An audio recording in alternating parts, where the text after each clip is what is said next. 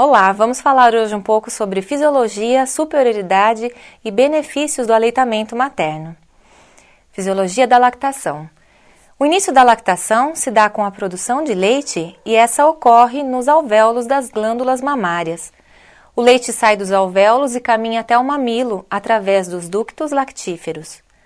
Durante a gestação, existe a necessidade de uma proliferação dos alvéolos e dos ductos para que aconteça a lactação. Toda essa mudança ocorre devido à ação dos hormônios progesterona e do estrogênio. Quando o recém-nascido realiza o processo da sucção, ele ajuda a estimular a secreção de prolactina. Sugando o mamilo, o hipotálamo é estimulado para secretar prolactina, e esse hormônio é responsável pela produção do leite.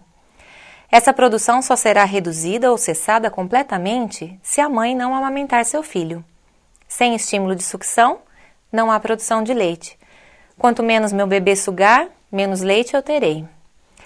A sucção do mamilo também estimulará a produção de ocitocina pela hipófise anterior. Esse hormônio desempenha papel importante na lactação, pois ele é o responsável pela ejeção ou descida do leite dos alvéolos mamários aos mamilos. O leite só é produzido após o primeiro dia de nascimento do bebê. O colostro, que é um líquido aquoso amarelado, contém anticorpos maternos que protegem o bebê ao longo de sua vida e é o primeiro fluido que teremos para oferecer ao recém-nascido, muito importante e tido como a primeira vacina do bebê. Agora vamos falar um pouquinho sobre o desenvolvimento das mamas. As mamas começam a se desenvolver na puberdade com o estímulo do estrogênio dos ciclos menstruais da mulher. O estrogênio estimula o crescimento da glândula mamária e a deposição de gordura para dar massa e forma às mamas. Durante a gravidez, as mamas têm um crescimento ainda maior em função dos altos níveis de estrogênio que as gestantes possuem. Agora um pouquinho do início da lactação. A prolactina é o hormônio secretado pela hipófise anterior e sua concentração no sangue aumenta uniformemente desde a 5ª semana de gestação até o nascimento, e após o parto ela aumenta de 10 a 20 vezes em relação ao nível normal da gravidez. A produção do leite requer a secreção de outros hormônios maternos imprescindíveis à formação da composição do leite, que é rico em aminoácidos, ácidos graxos, glicose e cálcio. São eles: o hormônio do crescimento, que é o cortisol, o hormônio paratireóide e a insulina. Após o nascimento da criança, os níveis de secreção de prolactina voltam aos normais não gravídicos. Entretanto, quando a mãe amamenta o filho, os receptores nervosos dos mamilos atingem o hipotálamo, provocando a secreção de prolactina sempre que estimulado. Caso a criança continue sugando, a produção do leite continuará por vários anos, entretanto, será em menor quantidade a partir dos 7 a 9 meses após o parto. A função da ocitocina na ejeção, que é a descida do leite. O leite é secretado no interior dos alvéolos das mamas, mas não é conduzido diretamente para o sistema de ductos, não sendo espontâneo o vazamento através dos mamilos. O leite precisa ser ejetado do interior dos alvéolos para os ductos e daí para os mamilos. Assim, a ocitocina tem papel importante no fenômeno da amamentação, pois é ela que auxilia nessa descida do leite. A mamada do lactente provoca a transmissão de impulsos sensoriais pelos nervos somáticos dos mamilos para a medula espinhal da mãe e daí para o hipotálamo, promovendo a secreção da ocitocina juntamente com a prolactina. A ocitocina secretada cai na corrente sanguínea e irá provocar a contração dos alvéolos, fazendo fluir o leite para os ductos, promovendo a ejeção ou a descida do leite. O efeito da sucção da mamada garante a ejeção do leite nas duas mamas. Os benefícios do aleitamento materno e a sua superioridade. Os pais de uma criança amamentada ao seio recebem constantemente uma quantidade enorme de informações. Infelizmente, mesmo quando bem intencionadas, nem todas essas informações servem para ajudar os mesmos. É muito comum ouvirmos opiniões do tipo: a mulher que fez plástica no seio não consegue amamentar. Amamentar ao seio faz a mãe aumentar de peso. Algumas mães têm o leite fraco, algumas mães têm pouco leite.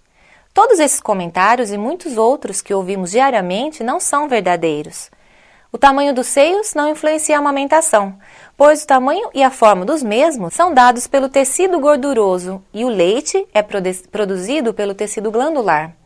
A quantidade de tecido glandular é aproximadamente a mesma em todas as mulheres. Também na cirurgia plástica dos seios, este tecido glandular é preservado, não interferindo na amamentação.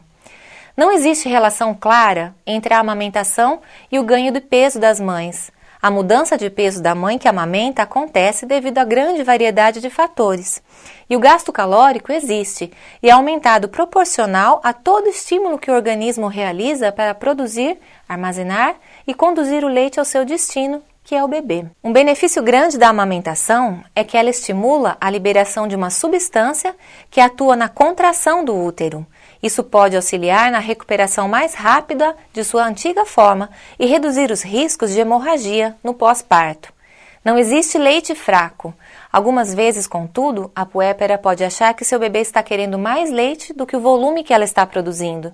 Isso pode acontecer e é devido à oscilação da produção de leite durante as 24 horas do dia, relacionada ao maior ou menor estímulo que se dá à sucção do bebê ao mamilo, favorecendo a produção do leite materno.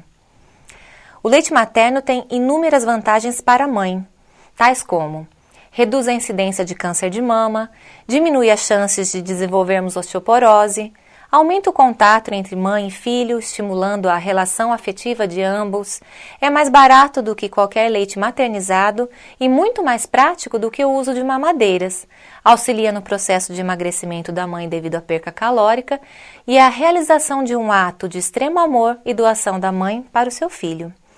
Entre as vantagens para o bebê estão o fortalecimento da imunidade. O leite materno possui um importante papel na imunidade dos bebês, pois contém células de defesas e fatores anti-infecciosos capazes de proteger o organismo do bebê recém-nascido. O contato com a mãe. A amamentação tem papel importante no sistema nervoso da mãe, diminuindo o estresse. Melhor alimento para o intestino. O leite humano contém enzimas já conhecidas pelo organismo da criança. Os componentes do leite de vaca ou leites artificiais são estranhos para o bebê e, por isso, podem causar alergias intestinais e deficiência de ferro. Diminui os riscos de alergia. Os bebês alimentados exclusivamente com leite materno nos primeiros 6 meses de vida têm menos chances de desenvolver sintomas de asma na infância, como chiados no peito, catarro persistente. O esforço do bebê para sugar o leite ajuda no desenvolvimento dos pulmões, fortalecendo o órgão contra alergias. As alergias começam no primeiro ano de vida e quase sempre estão associadas à proteína do leite de vaca. Assim, o leite de vaca está associado a irritações no organismo do bebê, podendo levar ao surgimento de dermatite, rinite, sinusite, bronquite asmática e amidalite. Ele evita cólicas. A grande razão para o leite materno prevenir ou evitar as cólicas dos bebês são as proteínas presentes em sua composição. Existem 2 tipos de proteínas, as de difícil digestão, que são as caseínas, e as de fácil digestão, que são as globulinas. O leite de vaca tem muito mais proteína do que o leite materno, porém, a proteína que o leite de vaca tem é basicamente a caseína e o leite humano é constituído de globulinas. Por conter esse tipo de proteína, o leite materno não fermenta tanto para ser digerido, produzindo menos gases e evitando as cólicas. Outro fator para cólicas é a ingestão de ar pelo bebê, que é muito maior com a mamadeira do que no aleitamento ao peito. Previne doenças futuras. Ao usar a mamadeira para alimentar o bebê, retira-se a primeira parte da digestão do alimento, que começa na boca.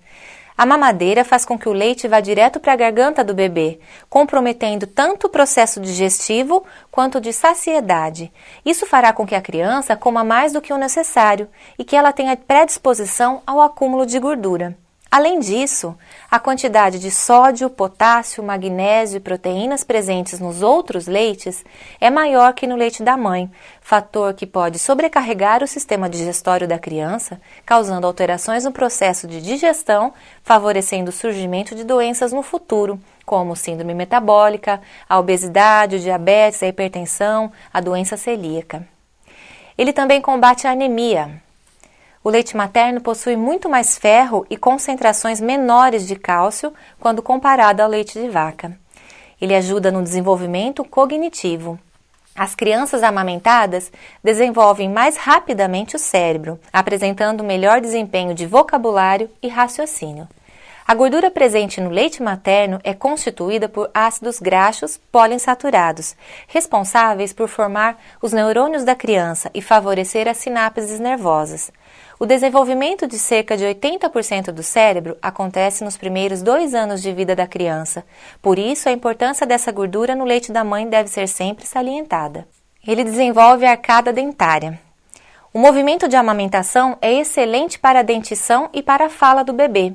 Existem estímulos para o desenvolvimento dos ossos do crânio e da face, fazendo com que os dentes se encaixem de forma adequada. Mamar ao seio também promove estímulos favoráveis ao desenvolvimento da musculatura da boca e da face, o que futuramente irá refletir na respiração, na fala, na mastigação e na deglutição. Ele ajuda no crescimento de bebês prematuros.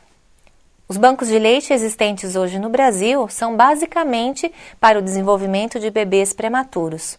Quanto mais prematuro é o bebê, mais imaturo é o seu sistema digestório e maior a probabilidade dele desenvolver alergias.